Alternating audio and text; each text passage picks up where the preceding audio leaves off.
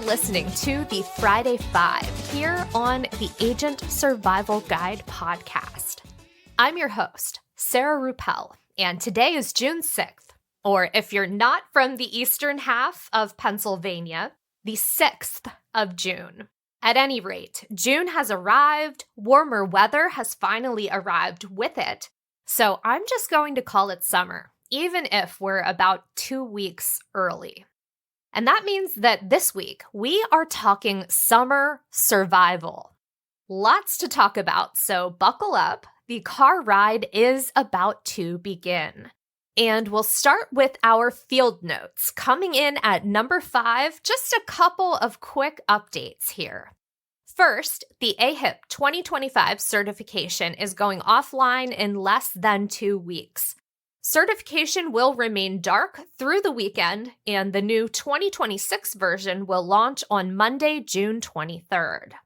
NABIP recently updated their 2025 Medicare Advantage certification splash page to note that their course will only be available through June 9th, 2025. If you purchase that course between now and then, you'll have until June 30th to complete it. Still no word on the date for 2026 NABIP Medicare Advantage certification. Back in February, we reported that Adobe Photoshop was newly available as a mobile app. At the time, Adobe announced that an Android version of the app would be coming later in the year. Well, now is sort of later.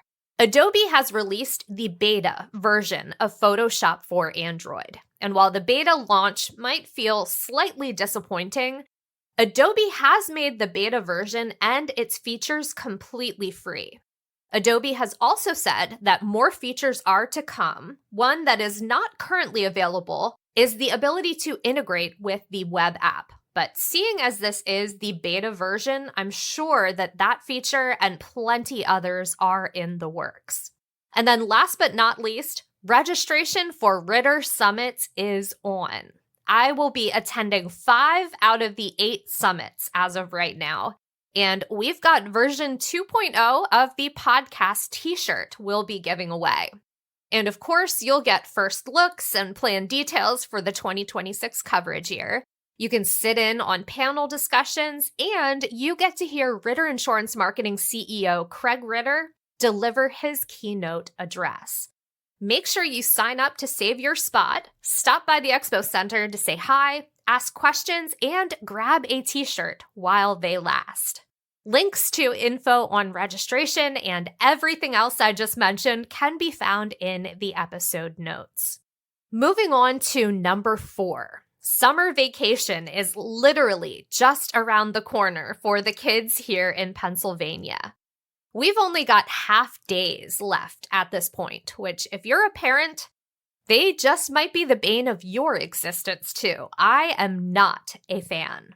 But the end of the school year means that we've got 74 days of summer vacation. And I don't know about you, but summer is a time when I sometimes struggle with how to keep my child occupied and her brain somewhat engaged. I think as parents, we want it to be a break, but we also want them to do more than just stare at a screen all day long. So that got me thinking about summer entertainment and helping parents survive summer break, which turned into helping agents survive a summer on the go, whether you're working or vacationing. So that is the theme we are going with today, surviving summer. First up, let's talk about summer podcast listening for kids. We've recommended a bunch of kids' podcasts in the past here on the show, many of which I have listened to on road trips with my own family. We've created a kids' summer podcast sampler playlist that we will be linking to in the episode notes. That is probably the easiest and most user-friendly way to do this because you'll be able to choose where you listen from within that playlist, and then you can just bookmark the page. We've included the trailers and first episodes of all of those kids' podcasts in there, and then you can pick and choose what you'd like to try, but that will hopefully give you some more options for your summer listening.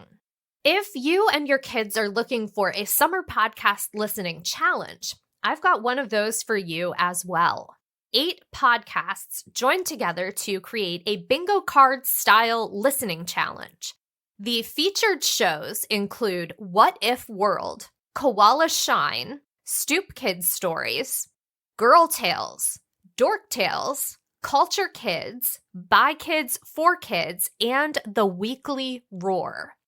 The challenge works like this. Kids listen to 2 episodes per podcast, their choice of episodes, so you'll have quite a few to pick from over the summer.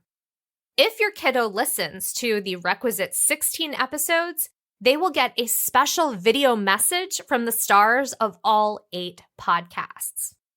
Now, our last podcast for kids is actually a very specific shout out. We've talked about it before in a summer podcast recommendation episode. Maxine Miles. It aired back in 22, and it actually does stand the test of time. Maxine is an avid sleuth, and when her friend Riley goes missing, she takes up investigating the case, much to the chagrin of her father and some of the other locals. The story originally played out over 9 episodes, culminating in an audience vote for the season finale. In the final episode of the show, we learned which ending got the most votes, and we heard how that ending played out. But the cool part was that the cast recorded all 3 endings and released them. So no matter what version we voted for, we still got to hear how that choice would have played out. Think of it as a modern-day take on Choose Your Own Adventure. Just this week, creator Lauren Shippen announced an online Choose Your Own Adventure game to go along with the podcast series, designed to wrap up all the loose ends. While, yes, that definitely means screen time, I think this is a fun way for kids to stretch their logic muscles a little bit during the summer, especially if they've never listened to the show at all before. And it's a good enough plot that you can listen along with them and play the game at the same time. I was never big on choose your own adventure books, but an interactive podcast and online game that allows for theorizing and figuring out puzzles, sign me and my inner nerd up, please. For number 3 on the list, we're still on the subject of keeping kids engaged during the summer, but this time we're talking about how to potentially keep yourself engaged too. So let's talk summer reading. First things first, this week, Pizza Hut launched a Book It app that upon reading the headline, not even reading the full press release, I immediately downloaded and signed my daughter up. My elementary school reading career was defined by earning those little gold stars and personal pan pizzas. But this time around, we will both be reading and she will be earning the pizza. Now, if you'd rather gamify reading minus the pizza, totally understand that, there is another app for that called Beanstack. This is another way to track your reading, complete challenges, and earn achievements. I have enjoyed the gamification of my workouts through the Apple Watch, so I'm hopeful that either Beanstack or the new Book It app will help me to get my daughter reading more over break this summer. Now, if you'd rather bypass the digital side of things altogether, definitely understand that as well. There are a few book reading challenges that are trackable via printout. Scholastic has one that challenges kids to earn badges, like Curious Camper or Read Aloud Ranger. And then you can always combine these challenges, mix and match reading lists given out by your kid's school or the local library. In fact, most schools usually have some sort of summer reading program that involves a prize for completing a certain amount of books or reading for a set amount of time each day. And then last but not least, with any type of reading challenge, summer or otherwise, they are usually accompanied by recommendation lists. We've got a pretty decent roundup in the episode notes from Scholastic, Barnes & Noble, the New York Times, and more. And if you've got a book recommendation that you just have to tell us about, please reach out by email or on our social accounts. Again, all of that information can be found in our episode notes, but we love hearing your recommendations, so please send those in. Number 2, summertime means warmer weather. And as the heat index rises, I know I'm definitely thinking about my hydration levels much more right now than during the other months of the year. I have long been a big fan of liquid IV and drip drop to add to my water when I'm out under the hot sun, either at the beach, the pool, the lake. It does a fantastic job of keeping you hydrated while you're sweating. But I don't want to be drinking it all summer long. I do like a little bit of variety, as I think most of us do. Also, I've been trying to reduce my sugar intake where I can, and I am not a fan of sugar substitutes. So that can get frustrating when I'm on the go. Seltzers and lower sugar prebiotic sodas aren't as easily accessible at gas stations and convenience stores. So I've pretty much decided that if I want flavor, variety, and low sugar that's not a sugar substitute, I'm going to have to make it and take it with me. Which means I need recipes and I need a water bottle that actually fits in a cup holder. The recipes are probably the easiest part, and to be quite honest, these would make fantastic shares on your social media or in your newsletters as well, even if they're not something that you per se are interested in. We've also included some articles on just the general benefits of hydration. Those would be fantastic to include as well. We'll have a couple of those linked in the episode notes. 2 in particular caught my eye while I was scrolling.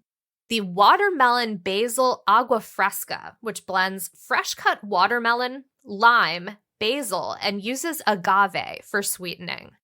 The other, I love a good green juice, and the recipe for spinach apple juice combines spinach, grapefruit, apples, ginger, and celery. We'll be linking to those individual recipes in the notes as well, just in case they sound as good to you as they do to me. As far as water bottles that fit in cup holders, that is going to be a search for me. I've mentioned here on the show that I'm a huge fan of Nalgene water bottles. I have tried other water bottles, but I tend to keep coming back to my Nalgene because it's transparent and I can see the progress I'm making on my water. No idea why that's important, but for some reason it helps me drink more water. The downside is that all of my Nalgene bottles are the 32-ounce size that do not fit in a cup holder.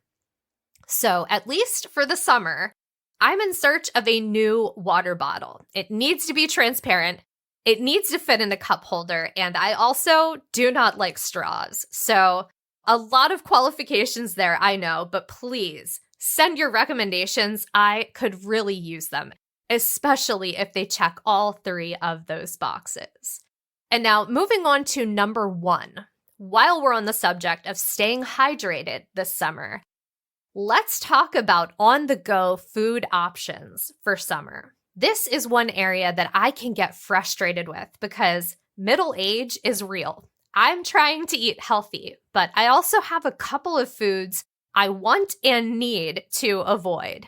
But then I do also enjoy being able to treat my family and myself, and we all like to try new things. So let's start with some options that are already on menus that I have tried. McDonald's oatmeal, fantastic for breakfast. Dunkin's avocado toast is another great option for either breakfast or a snack. At Starbucks, the spinach feta and egg wrap is a great breakfast or lunch option that I have enjoyed many times.